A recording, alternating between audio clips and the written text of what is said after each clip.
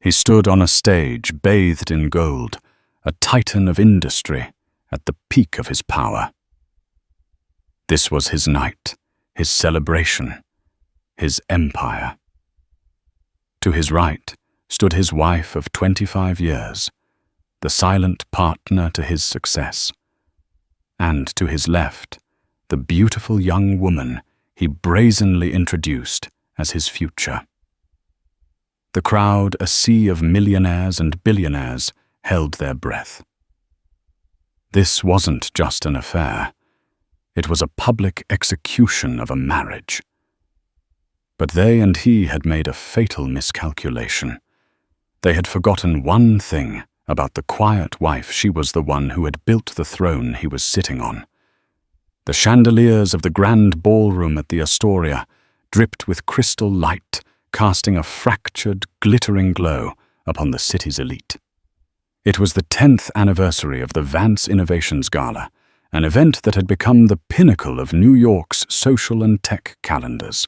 It was a night to celebrate success, to toast to the future, and for its founder, Ricky Vance, to bask in the blinding light of his own perceived genius. From her seat at the head table, Emia Vance watched him work the room. At 55, Ricky was still a strikingly handsome man, his silver-streaked hair lending him a leonine authority. He moved with the predatory grace of someone who had never been told no and truly believed it. He was a force of nature, a maelstrom of charisma and ambition that had swept them from a 2-bedroom apartment in Queens to a sprawling penthouse overlooking Central Park. Tonight, he was in his element, a king holding court. Emia, by contrast, felt like a ghost haunting the edges of her own life.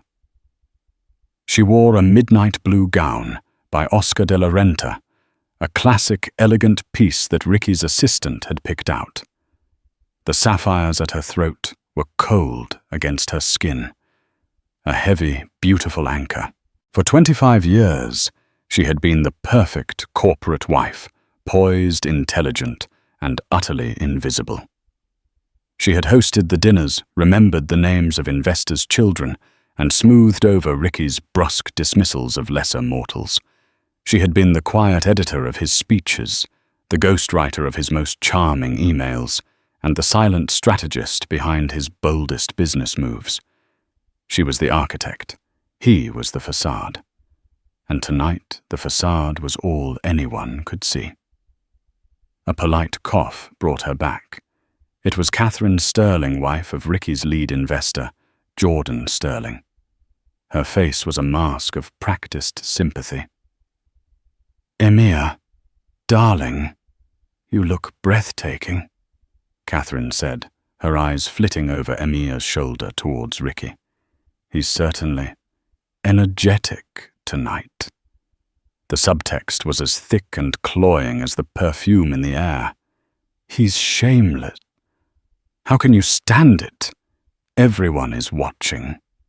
Emia offered a small, placid smile. "He's very proud of the company's new fusion project. It's been his passion for the last year." It was a lie, of course. The fusion project was her brainchild, born from late nights, spent with academic journals, while Ricky was out supposedly at late meetings. Of course, Catherine murmured, retreating back into the swirl of conversation. Emia knew what they were all whispering about. It wasn't just the fusion project. It was the woman who had arrived on Ricky's arm, a stunning brunette in a crimson dress that clung to her like a second skin. Her name was Seraphiel Rossi, and she was 28 years old. She was not a new hire or a client. She was the reason Ricky's late meetings often ended just before dawn. He hadn't even bothered with subtlety. He had walked her into his own gala, past the phalanx of photographers, and introduced her to his board members with a proprietary hand on the small of her back. He had seated her at their table directly across from Emia. The audacity of it was a physical blow, a calculated act of cruelty designed to declare his dominance, to show everyone that he was a man who took what he wanted.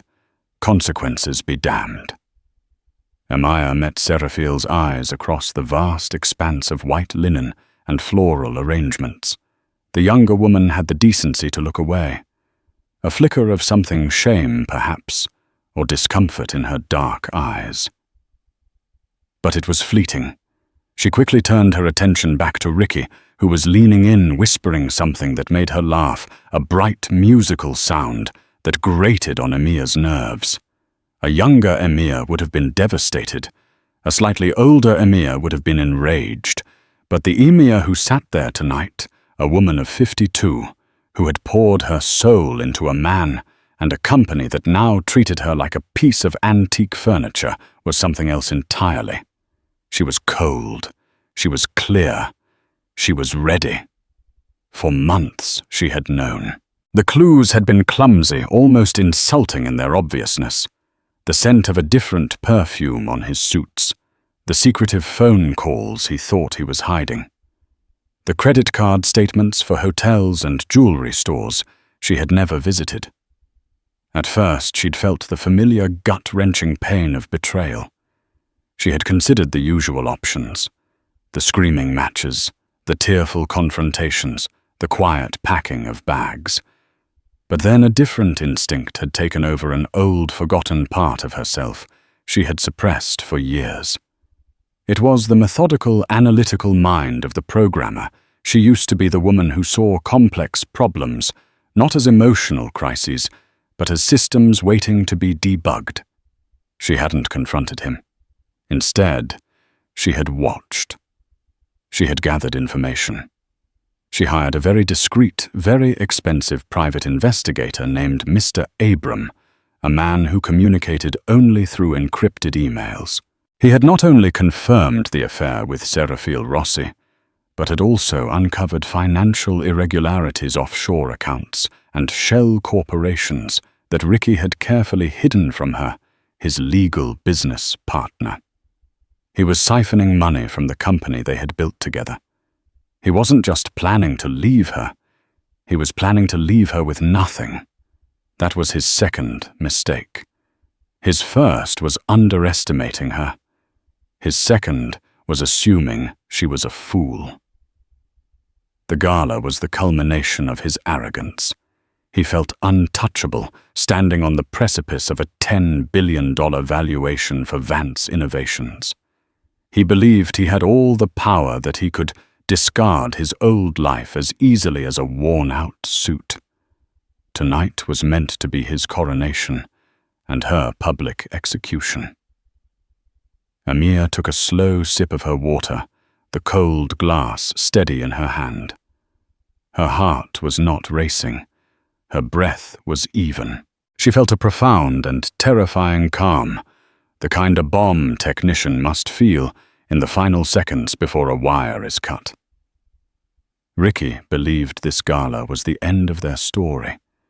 He had no idea it was the beginning of his. She looked across the table again at the man she had loved, the girl who had replaced her, and the empire they were all sitting in. An empire built on a lie she was about to expose to the world.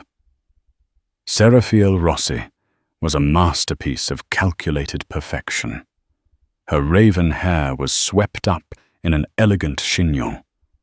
Her olive skin glowed, and the crimson dress was a siren's call in a room filled with the muted tones of old money. She moved with a dancer's poise, a stark contrast to the stiff, almost robotic movements of the other society wives.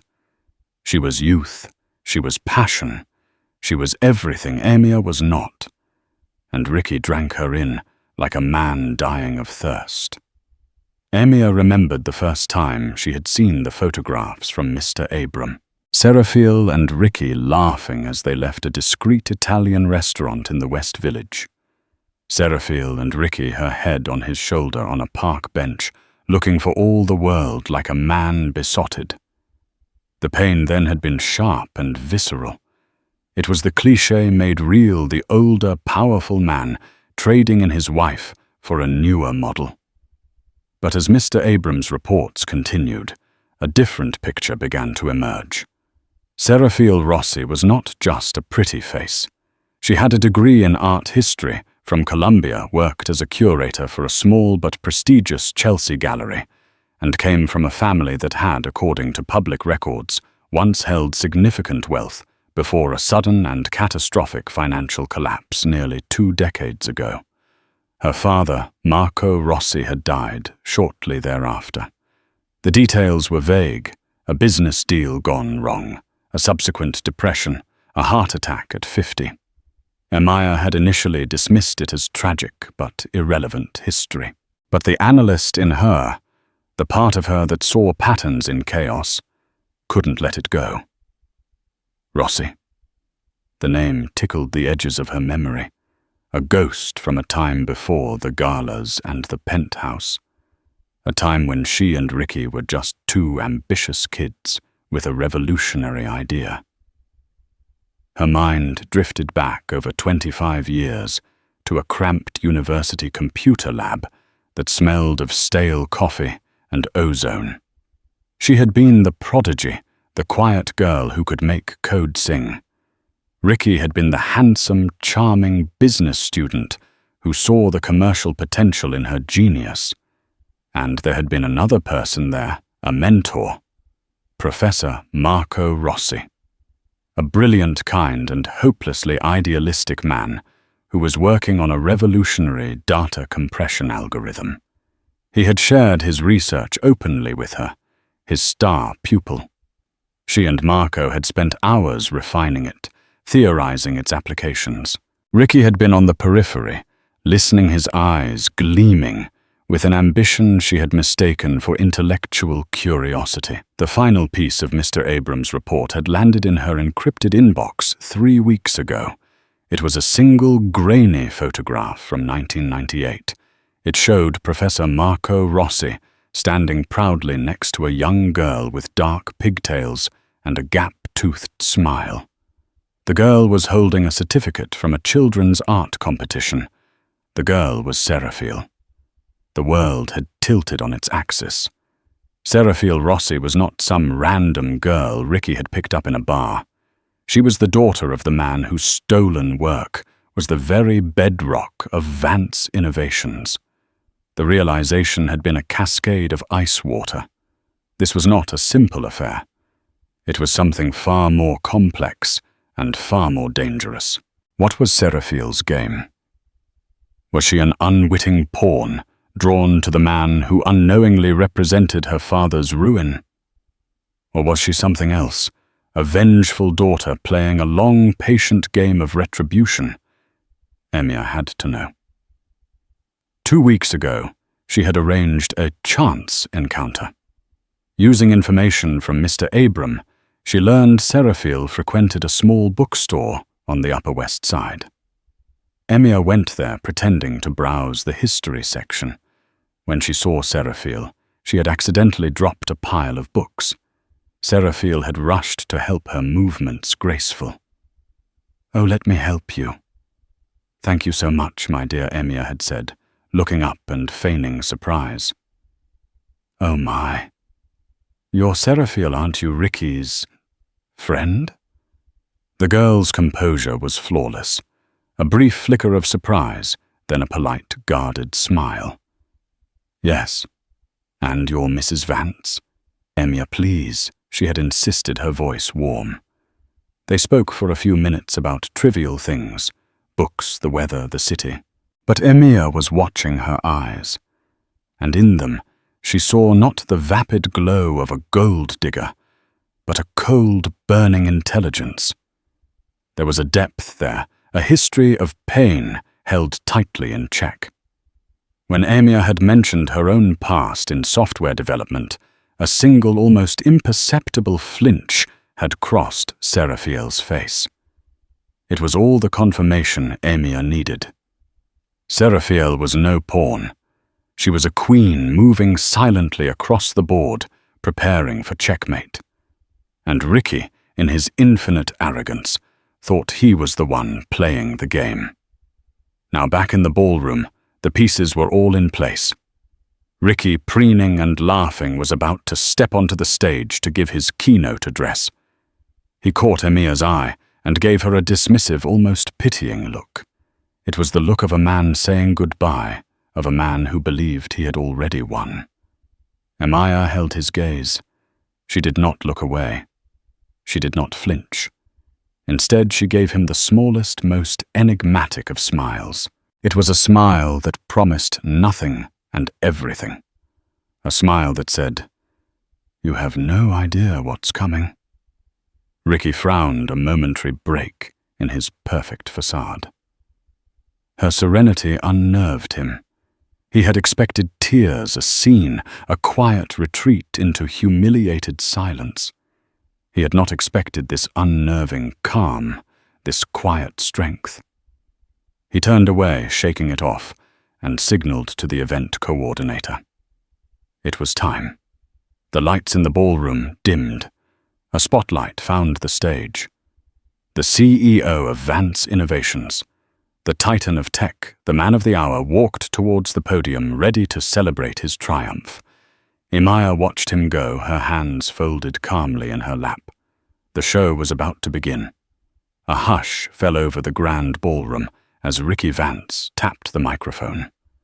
The sound echoed slightly, a sharp, expectant crackle in the silent air.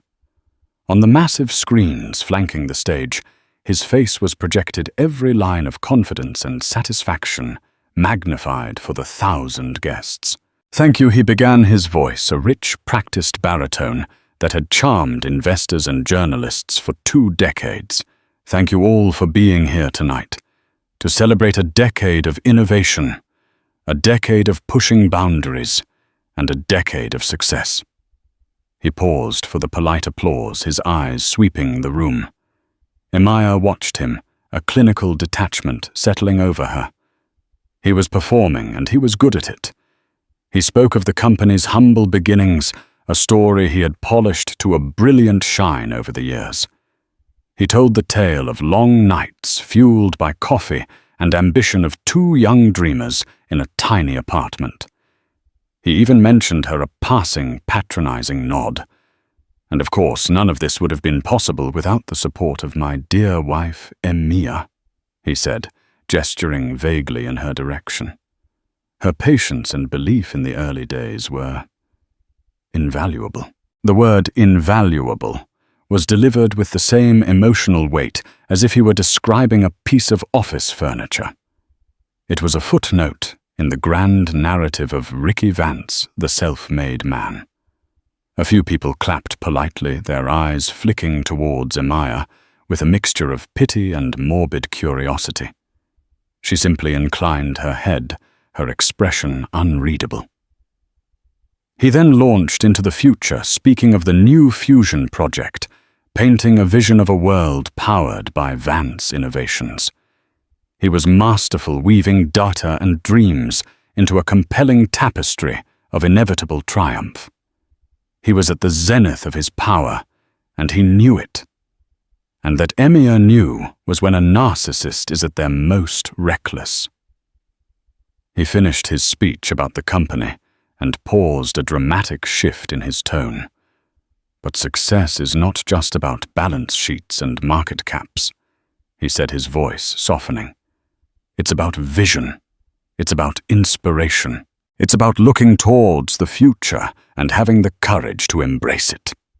He turned his head, his gaze finding Seraphiel at the head table.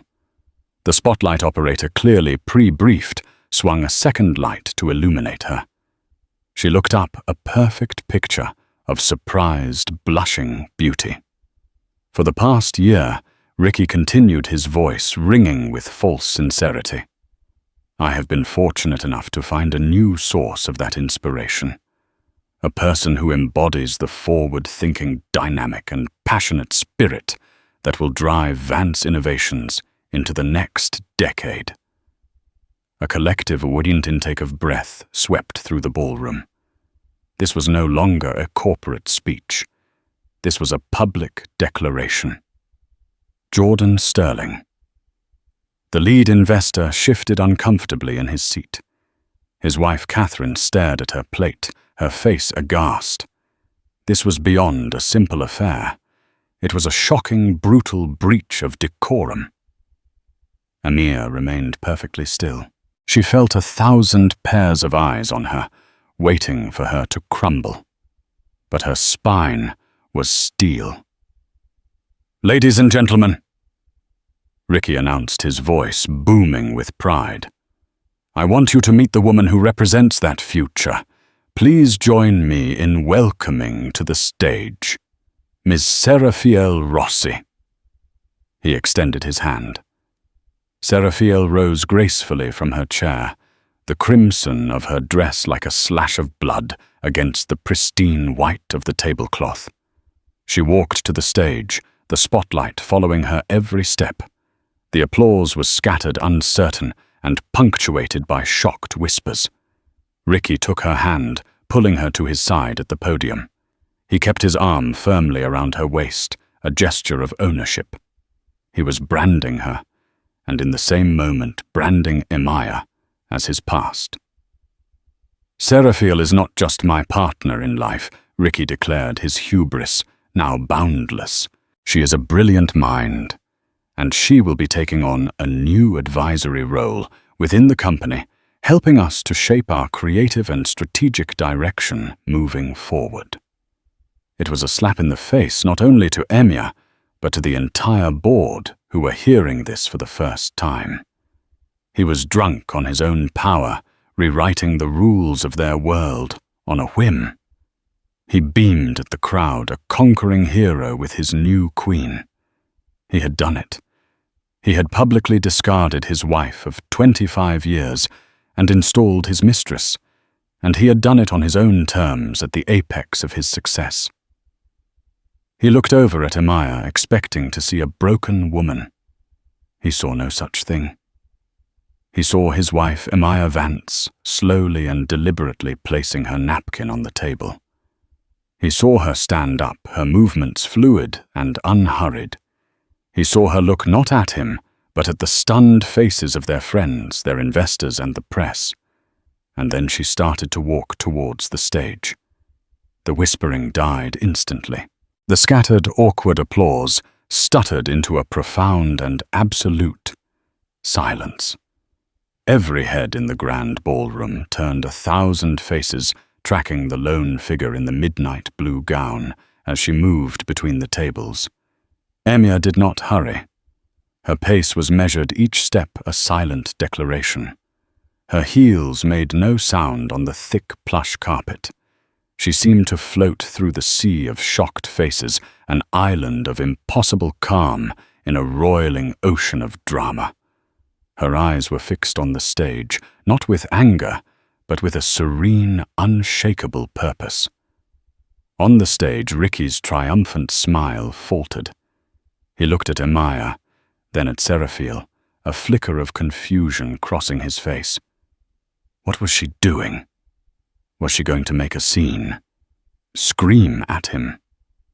He instinctively tightened his grip on Seraphiel's waist, a defensive, proprietary gesture. Seraphiel, for her part, had gone rigid. Her practiced smile was frozen on her face, but her eyes were wide, fixed on the approaching woman. The predator was watching the prey. But suddenly, it was unclear who was who. To the guests, it was a moment of excruciating, delicious tension. They were about to witness the spectacular implosion of one of the city's most powerful couples. They leaned forward, eyes wide, breath held. This was better than any theatrical performance because it was real, raw, and happening right in front of them. The air was thick with anticipation, so heavy it felt hard to breathe. Emia reached the small set of stairs at the side of the stage. She placed a hand on the polished brass railing and ascended, her movements as graceful as a queen ascending her throne. She did not stumble. She did not waver. When she reached the stage, she walked directly to the podium. Ricky stood there, barring her way, his face a thunderous mask of fury. Emia, what in God's name do you think you're doing? He hissed, his voice low, but vibrating with rage meant only for her. Go back to your seat. Don't you dare embarrass me. Emia looked at him.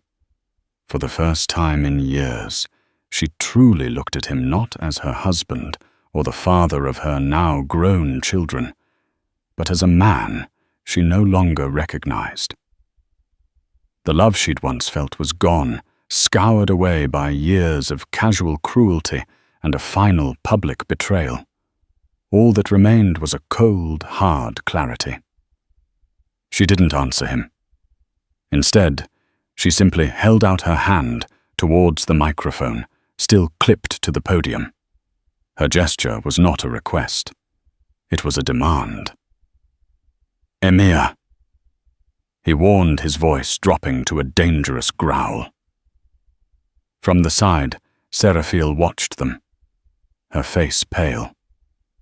She saw the look in Emia's eyes, and a dawning understanding, and perhaps a sliver of fear began to replace her carefully constructed poise. Emia's gaze never left Ricky's. Her hand remained outstretched, steady and insistent. The silent standoff lasted only a few seconds, but it felt like an eternity. The power dynamic on the stage, so clear just a moment before, was shifting seismically. Ricky, the master of the universe, was being challenged in his moment of ultimate triumph by the one person he had deemed utterly powerless. He could physically stop her, of course. He could call security. But he knew in that instant that doing so would make him look weak, a bully afraid of a woman's words. His ego would not allow it. With a look of pure venom, he unclipped the microphone and practically shoved it into her hand. He stepped back, crossing his arms, a gesture of belligerent defiance. He would let her speak, let her make a fool of herself. He would weather the storm of her hysterical ranting and emerge even stronger, the long-suffering husband, finally freed from his unhinged wife. Emia took the microphone. Her fingers curled around it, the metal cool against her skin.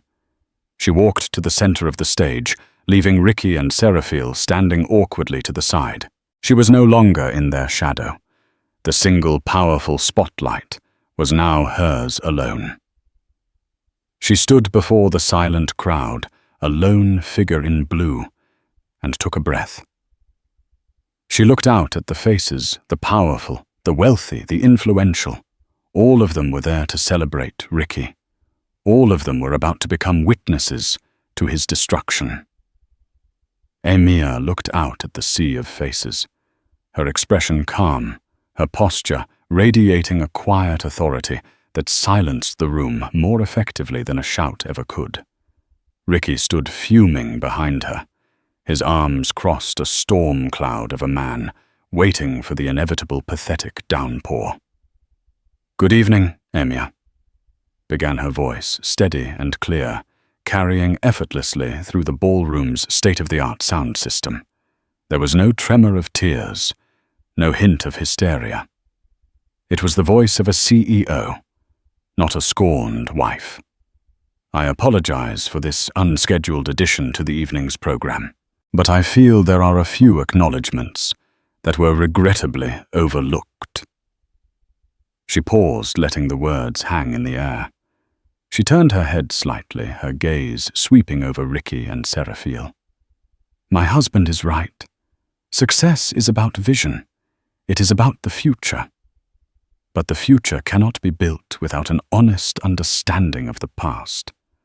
A house built on a rotten foundation, no matter how beautiful it looks, is destined to collapse."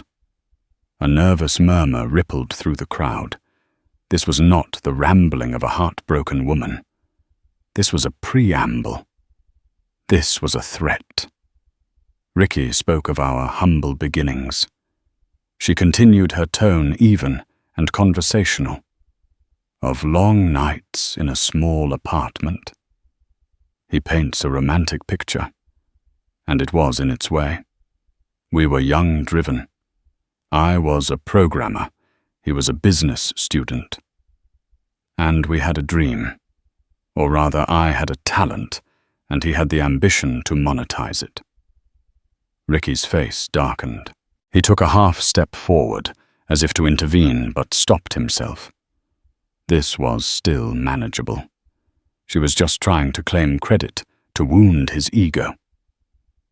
The core technology on which Vance Innovations was founded, Emia said, her voice dropping slightly, becoming more serious.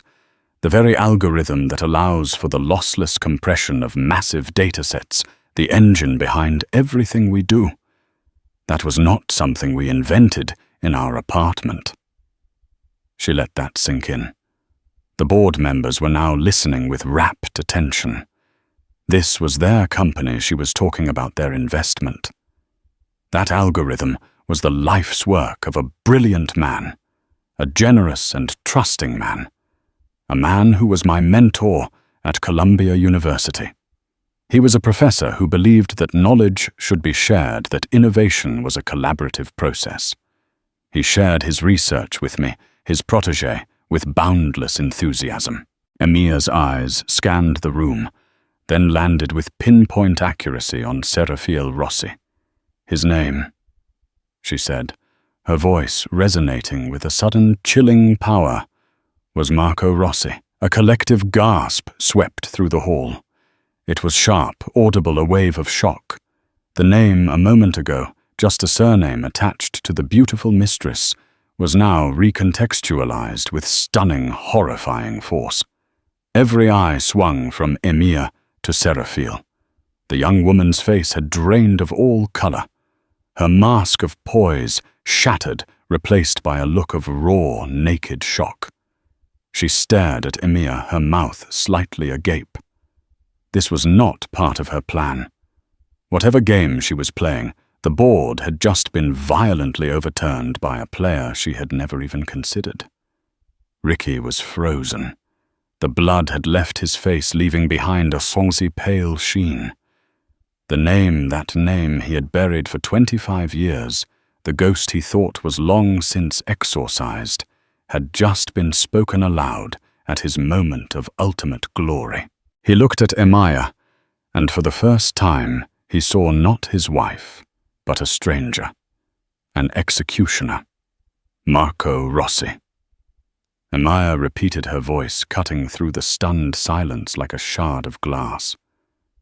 Seraphiel's father, a man who trusted us, a man my husband, Ricky Vance, systematically betrayed, whose work he stole and whom he drove to financial ruin and an early grave.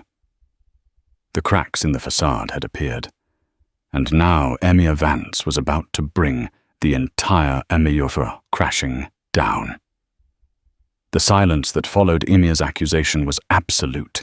It was a dense, heavy silence, filled with the weight of a 25-year-old secret being dragged violently into the light. The guests were no longer just spectators. They were a jury, and Emia was the prosecution laying out her case. The story Ricky likes to tell, she said, her gaze sweeping across the stunned faces of the board members, is one of tireless innovation. The truth is a story of shameless theft. She began to speak, and the narrative she wove was meticulous, detailed, and damning.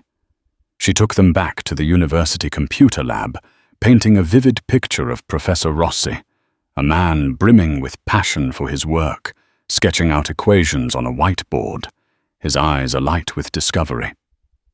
She described the algorithm not in broad strokes, but with the precise language of a programmer, explaining its elegance, its revolutionary potential, and its specific unique signatures, digital fingerprints that she, his top student, knew intimately. Marco called it the Rosetta Key. She explained, her voice filled with a reverence that was both for the man and his work. He believed it could unlock new possibilities in data storage and transmission. He saw it as a gift to the world. Ricky saw it as a blank check. She recounted how Ricky had convinced her to leave the university program with him, to privatize the research. He'd framed it as seizing an opportunity, as taking control of their destiny. Young and in love, she had agreed. They formed Vance Innovations. Her maiden name was Vance, with her as the lead programmer and him as the CEO. The first thing Ricky did was file a series of patents. Emia stated her voice cold and factual. Patents in his name and my name for Marco Rossi's work. He told me Marco had given us his blessing to commercialize it. He said Marco wanted to remain in academia and didn't want to be involved in the corporate world. It was a lie. Her eyes found Ricky, who stood as if turned to stone, his face a grotesque mask of disbelief and rage. The truth is, when Professor Rossi discovered what we had done, he was devastated. He contacted us not with lawyers, but as a friend, a mentor, begging us to do the right thing to give him the credit he was due. Ricky handled the correspondence. He told me Marco was trying to extort us, that he was jealous of our success. She paused, taking a deliberate breath. Ricky didn't just ignore him. He actively destroyed him.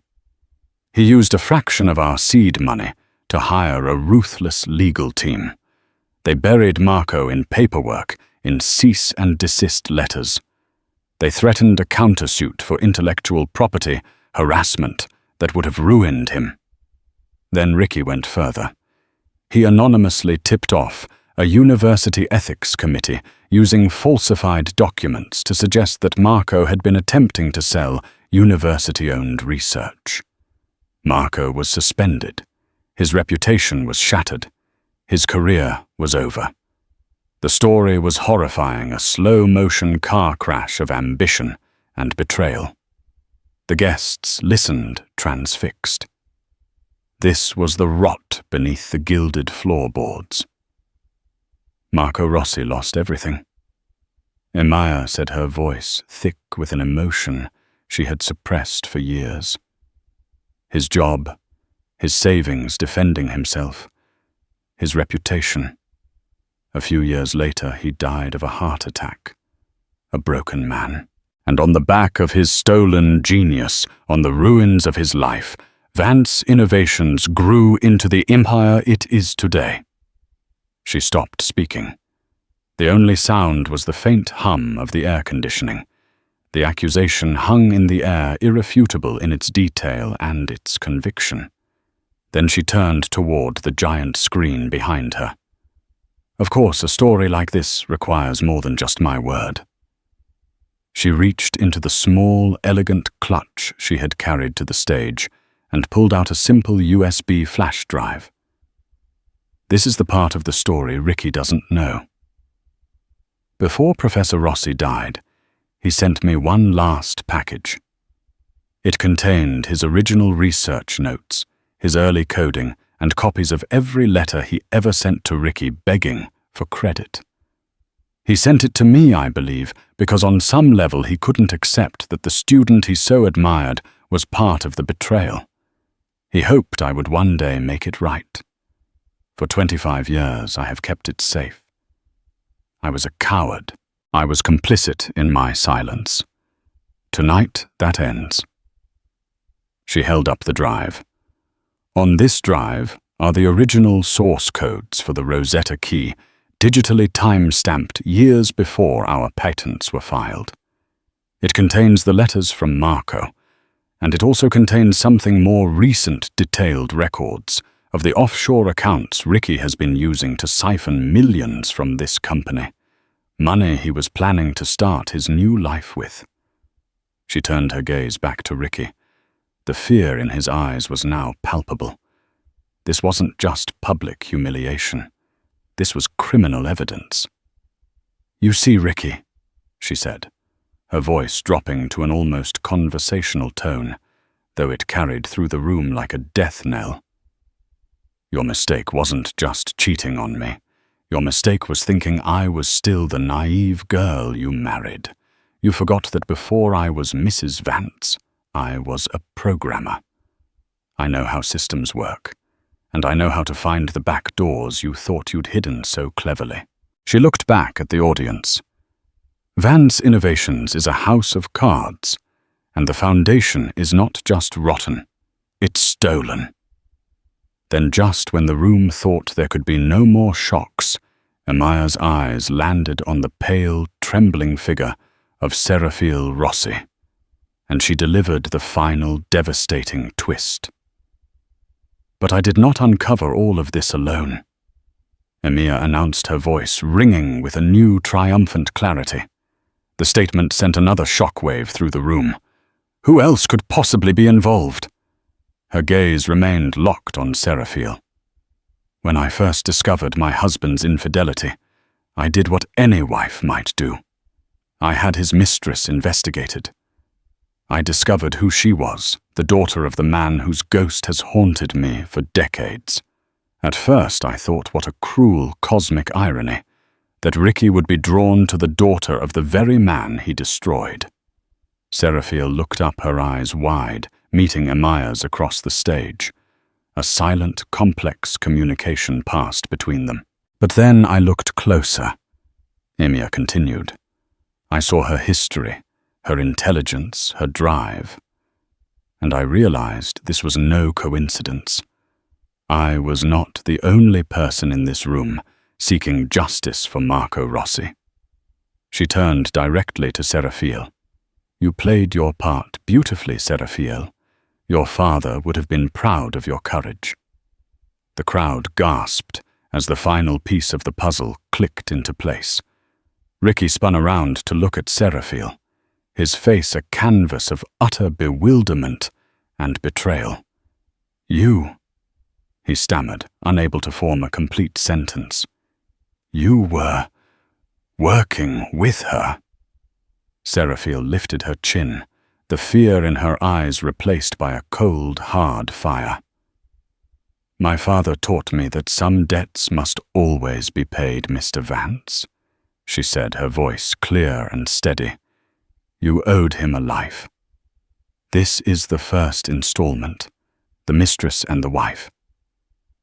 The two women Ricky believed he was playing against each other had been allies all along.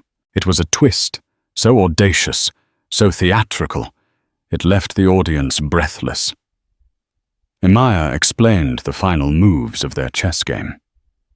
After our meeting at a bookstore 2 weeks ago, Seraphiel and I formed an alliance. She wanted vengeance. I wanted justice, and control of the company I helped build. Seraphiel's role was to get close enough to Ricky's personal network to find the final proof I needed, the routing numbers for the offshore accounts, the final key to the encrypted folders where he kept his dirty secrets. The information about the new advisory role was the last piece of the puzzle. He gave her access to his private server last night as a sign of trust. She held up the USB drive again. Everything is here. The original intellectual property theft, the wire fraud, the conspiracy, the proof that the entire valuation of Vance Innovations is fraudulent. She scanned the room until her eyes found a man standing quietly near the main entrance. He was dressed in a simple dark suit, but he carried an air of authority that set him apart from the tuxedoed guests. Mr. Davies Emia called out, her voice projecting command. I believe you have what you need. The man, flanked by 2 others, began walking calmly towards the stage. Panic erupted. Ricky, finally snapping out of his stupor, made a move as if to flee, but the men were too quick. Ricky Vance, the man said, his voice calm but firm as he flashed a badge. David Davies, SEC Enforcement Division. You are under investigation for securities fraud, wire fraud, and intellectual property theft. We have a warrant for all company servers and your personal effects. Please come with us. 2 federal agents flanked a stunned, ashen-faced Ricky. The king had been deposed. His public coronation had become his public arrest. As they led him away, his eyes found Emia's one last time. They were filled not with hatred, but with a kind of black, hollow disbelief. The look of a man whose entire reality has been dismantled before his eyes. Emia then turned to the board of directors, who were huddled together, their faces pale with shock and fear for their own fortunes. "Vance Innovations, as you know it, is over," she declared, her voice resonating with absolute finality. "On Monday morning, my lawyers will be filing an injunction and a lawsuit on behalf of myself and the estate of Marco Rossi. We will be suing for 100% of the company's assets and intellectual property. We have the proof. We will win." She lowered the microphone, the feedback hissing for a second before the sound technician cut it off. The grand ballroom, a place of celebration just minutes before, was now a crime scene, the glittering chandeliers illuminating the wreckage of a man's life and a corporate empire built on lies. Emia walked off the stage, her head held high. She passed Seraphiel, and for a moment the two women looked at each other. They were not friends. They were allies bound by a shared cause and a shared enemy. They had both used the system of a powerful man against him, turning his own arrogance and cruelty into the instruments of his downfall.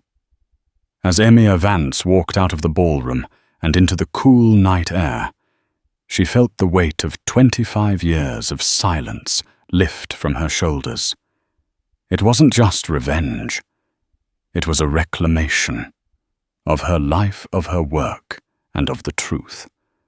The ghost of Marco Rossi could finally rest, and she could finally begin to live. Emia did not look back as she walked through the grand lobby of the Astoria. The air, once thick with expensive perfume and self-congratulation, was now charged with a different energy, a frantic electric buzz of scandal. Phones were out, hushed, urgent conversations were happening in every corner, and the first waves of the story were already breaking on the shores of social media. The faces that had looked at her with pity just an hour ago now stared with a mixture of awe and terror. She was no longer the ghost at the feast. She was the reckoning. A sleek black town car, one she had hired under a different name, was waiting at a discreet side entrance, away from the inevitable swarm of press that would soon descend on the main doors. The driver, a stoic man, she knew only as Michael opened the door for her without a word. The heavy door closed, encasing her in a cocoon of silence and dark leather. The chaos of the Gala was shut out, replaced by the quiet hum of the engine. She did not go home. The penthouse overlooking the park was no longer hers. It was part of the life she had just detonated. It was a crime scene, a gilded cage she had finally escaped. Instead, she gave Michael an address in the financial district, a skyscraper of glass and steel that was dark and silent at this late hour. The car moved through the sleeping city, the streetlights a blur of gold and white. Emia leaned her head back against the cool leather, closing her eyes for the first time that night. She had expected to feel a surge of triumph, a rush of vengeful satisfaction. Instead, what she felt was a profound, bone-deep stillness. It was the calm that comes after a hurricane has passed, leaving a landscape of utter devastation, but finally clear skies. The storm that had been raging inside her for 25 years had finally broken. The elevator in the office building ascended in silence.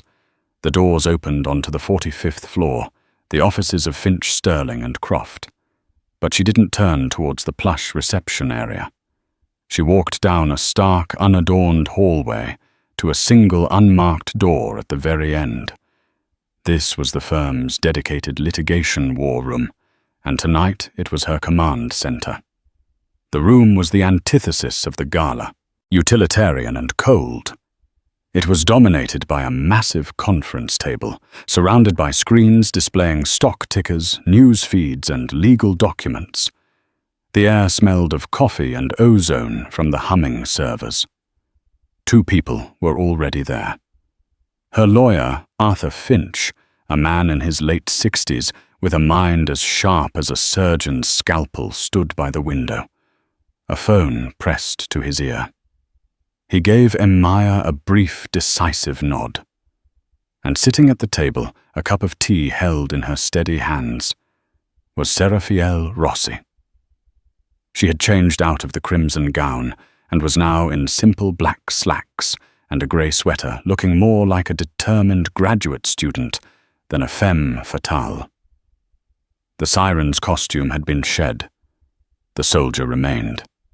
The injunctions were filed electronically at 10:17 p.m., Arthur said, ending his call.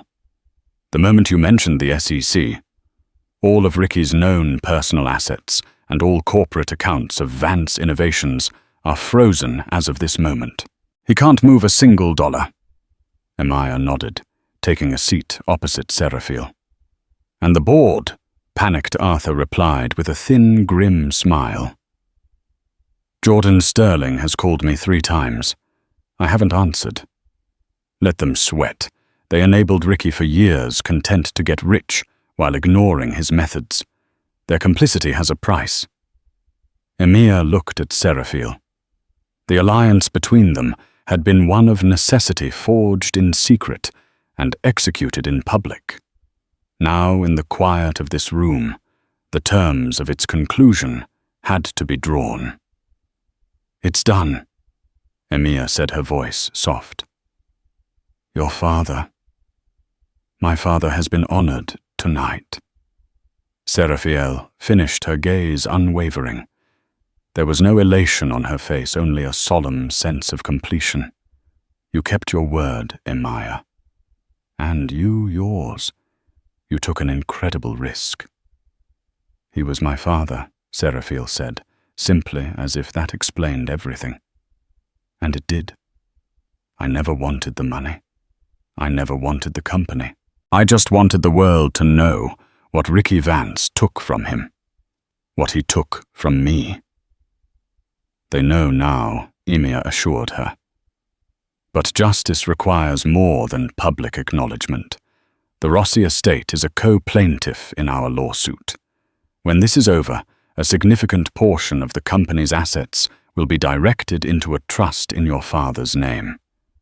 A foundation, perhaps, to fund ethical innovation and support young programmers. To build the legacy Ricky tried to erase.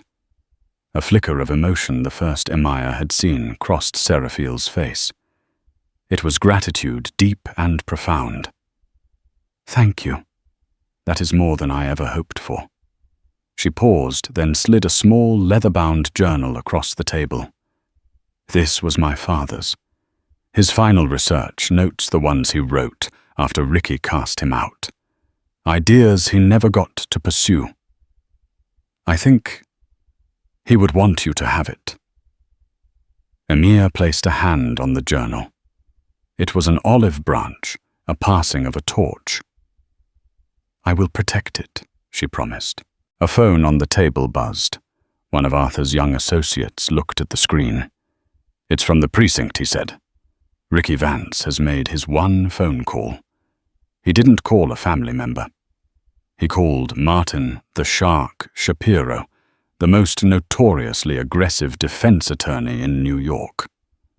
Arthur scoffed. Of course he did. He doesn't feel remorse. He only feels the humiliation of being caught. He will fight. He will try to paint you as a vengeful liar, Emia. He will try to discredit Seraphiel. This is not the end. This is the end of the beginning. Emia knew he was right. The public battle was won, but the legal war would be a long, brutal slog. Ricky would try to drag her through the mud, to tear down everything and everyone to save himself. She stood and walked to the vast window, looking out at the sprawling tapestry of city lights. For 25 years, she had lived at the top of that city, but she had never felt a part of it. She had been an accessory, a silent partner in a life built on a lie. Tonight, she had torn it all down. not just for vengeance, but to build something new from the wreckage. Something true. "Let him hire a shark," Emia said, her reflection, a determined silhouette against the dawn that was beginning to break over the East River. "I have spent the last 25 years swimming with one. I know how they think. I know how they bleed." The first rays of sunlight touched the highest spires of the city. A new day was beginning. For Ricky Vance, it would be a day of reckoning in a cold jail cell. For the board of Vance Innovations, it would be a day of financial ruin. For Emia Vance, it was the first day of the rest of her life. The fight was far from over, but for the first time in a long time she was fighting for herself, and she knew with an unshakable certainty that she would not lose.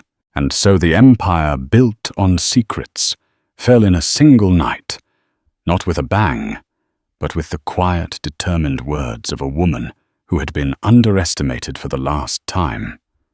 It's a stark reminder that the most powerful person in the room isn't always the one making the most noise. Sometimes it's the one who has been listening, waiting, and planning. Emia and Seraphiel didn't just expose a man. They dismantled a corrupt system, proving that intelligence, patience, and a righteous cause can be the most formidable weapons of all. They reclaimed their stories not as victims of a powerful man, but as the architects of his demise and the builders of a new, more honest legacy. What did you think of Emia's incredible moment of triumph? Could you feel the tension in the room? If this story captivated you, please let me know in the comments below. And don't forget to hit that like button. Share this video with someone who loves a story of epic justice, and subscribe to the channel for more dramatic tales. Your support helps us bring these incredible stories to life. We'll see you in the next video.